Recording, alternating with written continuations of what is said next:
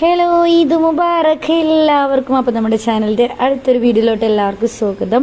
രാവിലെ തന്നെ ഇക്ക ശ്രമത്തിലാണ് ഫൈക്കുട്ടനെ നേരത്തെ എണീപ്പിക്കാൻ. ഫൈക്കുട്ടനെയും കൊണ്ട് പള്ളിയിൽ പോകണം എന്ന് പറഞ്ഞിട്ട് തിരക്കാവുമ്പോഴേക്കും പോകണം പറഞ്ഞിട്ട് പൊന്നൂസിൻ്റെ കയ്യിലെ കലാവിരുതുകളെല്ലാം കാണിച്ചതാണ് കേട്ടോ.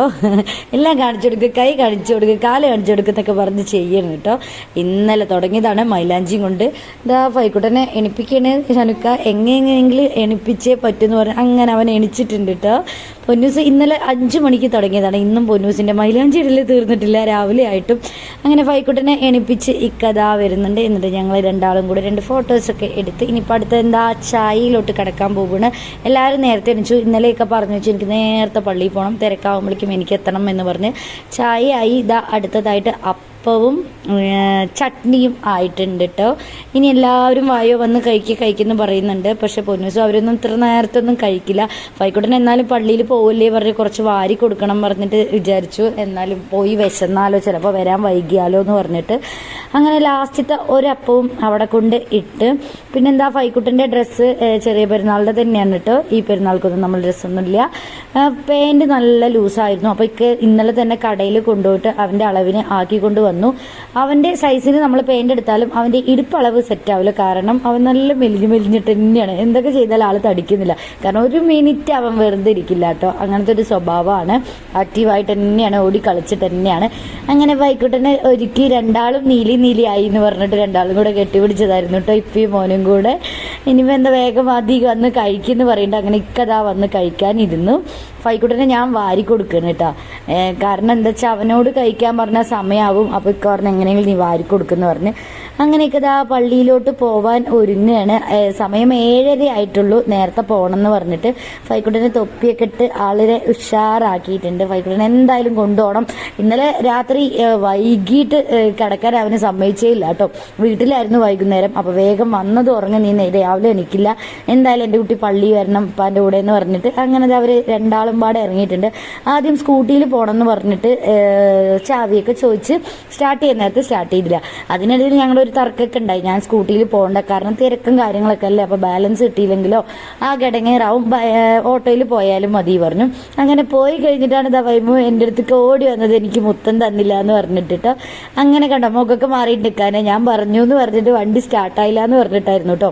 അങ്ങനെ ഇതാ അവർ വണ്ടിയിൽ കയറി കുഞ്ഞു വിളിക്കാൻ കേട്ടോ. അവൻ ടാറ്റ കൊടുക്കാൻ വേണ്ടിയിട്ട് ഞാൻ മാത്രമേ വന്നുള്ളൂ, പൊന്നൂസ് വന്നില്ല. പൊന്നൂസ് കലാവിരുതിലാണ് മൈലാഞ്ചിയും കൊണ്ട്. അപ്പോൾ അവൻ വിളിച്ച് ടാറ്റ കൊടുക്കായിരുന്നു. അങ്ങനെ അവർ പള്ളിയിലൊക്കെ പോയി. പിന്നെ ഞാൻ കുളി കാര്യങ്ങളൊക്കെ കഴിഞ്ഞ് അതാ പൊന്നൂസ് കുളിച്ചു. പൊന്നൂസിന് അപ്പോഴേക്കും രാവിലെ എണീച്ച് തീരെ വയ്യാതായി കേട്ടോ. ഒരു 2 പ്രാവശ്യം എന്താ പറയുക വയറ് വേദനിച്ചു. അങ്ങനെ പറ്റ വയ്യാതായി. പിന്നെ ഞാൻ പേടിച്ചു പെരുന്നാളായിട്ട് ആകെ കൊള്ളാവോന്ന്.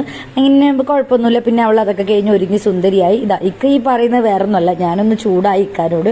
കാരണം പള്ളിയിൽ 7:30 പോയ ആള് 11 മണിക്കാണ് തിരിച്ചു വരുന്നത്. ഞങ്ങളിവിടെ ഒരുങ്ങി ബോറടിച്ചിരിക്കുകയായിരുന്നു കേട്ടോ. നമ്മൾ വീട്ടിലോട്ട് ഞാൻ പറഞ്ഞില്ല, വീട്ടിലാണ് പെരുന്നാൾ കൊള്ളുന്ന കഴിഞ്ഞ പെരുന്നാളും ഇപ്രാവശ്യം അങ്ങനെ തന്നെ. കാരണം നമ്മളിവിടെ ഒറ്റയ്ക്ക് ചെയ്യുമ്പോൾ യാതൊരു ഇതുണ്ട്. അവിടെ ആകുമ്പോൾ കുട്ടികൾ എല്ലാവരും പാടാകുമ്പോൾ മനസ്സ് നല്ല ഹാപ്പിയാണ്. അപ്പോൾ ഇക്കാനോട് ഞാൻ പരാതിയൊക്കെ പറഞ്ഞപ്പോൾ ഇക്ക പറയായിരുന്നു പള്ളിയിൽ പോയാൽ വേഗം വരാൻ പറ്റുമോ, എല്ലാവരും കാണണ്ടെന്നൊക്കെ പറഞ്ഞ് എന്നോട് ചൂടായി. അങ്ങനെ പിണക്കൊക്കെ മാറി ഇതാ ഞങ്ങൾ പോവാൻ നിൽക്കണം. ഈ ടോപ്പ് എടുത്തൊന്നുമല്ല കേട്ടോ, നമ്മൾ കച്ചവടത്തിന് കൊണ്ടുവന്നതിൽ ഒന്ന് ബാലൻസ് ഉണ്ടായിരുന്നു, അതിനെ അങ്ങോട്ട് ഞാൻ എടുത്തിട്ട് എന്തായാലും കിടക്കട്ടെ എന്ന് വിചാരിച്ചു. അങ്ങനെ ഇതാ ഫൈക്കുട്ടൻ വീട്ടിലോട്ട് പോകണമെന്ന് പറഞ്ഞാൽ വീണ്ടും പൗഡറൊക്കെ ഇട്ട് ഒരുങ്ങാൻ പോകുന്നുണ്ട് കേട്ടോ. അതും പോയി എടുത്ത് പൊന്നൂസും ഇതാ ഒരുങ്ങി സുന്ദരി ആയിട്ടുണ്ട്.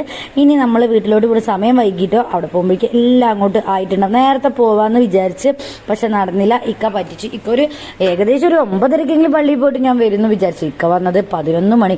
ഒരുപാട് പേരെ കണ്ട് പിന്നെ ഈ കട ഓരോരുത്തരെ കണ്ട് സംസാരിച്ച് അങ്ങനെ ഇരുന്നു. അങ്ങനെ ഇതാ ഞങ്ങൾ വീട്ടിലോട്ട് എത്തിയപ്പോൾ സന്തോഷം കണ്ടോ കുട്ടികളുടെ. അവിടെ എത്തിയപ്പോൾ ഞങ്ങളുടെ കുട്ടാപ്പിനെയും കൊണ്ടുവന്നിട്ടുണ്ട് കേട്ടോ. അവൻ മാത്രം പെരുന്നാളായിട്ട് അവിടെ ഒറ്റയ്ക്ക് ഇരിക്കേണ്ടെന്ന് പറഞ്ഞ് അവനെയും കൊണ്ടുവന്ന്. അപ്പോൾ ഇതാ പിന്നെ പ്രധാനപ്പെട്ട കടമ്പിയിലോട്ട് കടന്ന് ബിരിയാണി ഉണ്ടായിരുന്നു. ഇറച്ചിയിടാത്ത ബിരിയാണി, കാരണം അയൽവാസികൾക്കൊക്കെ ഇവിടെ കൊടുക്കണം. അപ്പോൾ ഇറച്ചിയിടാത്ത ബിരിയാണി, പിന്നെ ചിക്കൻ വരട്ടിയത്, ബീഫ് വരട്ടിയത്, തൈര്, അച്ചാർ, അങ്ങനെ എല്ലാം ഉണ്ടായിരുന്നു. എല്ലാവരും പോലെ ഞങ്ങൾ കുട്ടീസും ഇക്കയും എല്ലാവരും പാടെ ഒരുമിച്ച് ഉണ്ണാനിരുന്നിട്ട് അതൊരു രസമാണ്. ഇക്കൊക്കെ എപ്പോഴും കുട്ടികളുടെ കൂടെ തന്നെ ആയിരിക്കും എവിടെ പോയാലും. അപ്പോൾ അത്രയൊക്കെയാണ് നമ്മുടെ പെരുന്നാൾ വ്ലോഗ്. ചെറിയൊരു കുഞ്ഞു വ്ലോഗാണ് കേട്ടോ. നമ്മുടെ ചാനൽ ആദ്യമായിട്ട് ആരെങ്കിലും കാണുന്നുണ്ടെങ്കിൽ ഒന്ന് സബ് ചെയ്യുക, വീഡിയോസിന് മാക്സിമം ഒന്ന് കണ്ട് സപ്പോർട്ട് ചെയ്യുക, വീഡിയോ ലൈക്ക് ചെയ്യുക. ടാറ്റാ ബൈ ബൈ, അത്രയേ ഉള്ളൂ. ടാറ്റാ.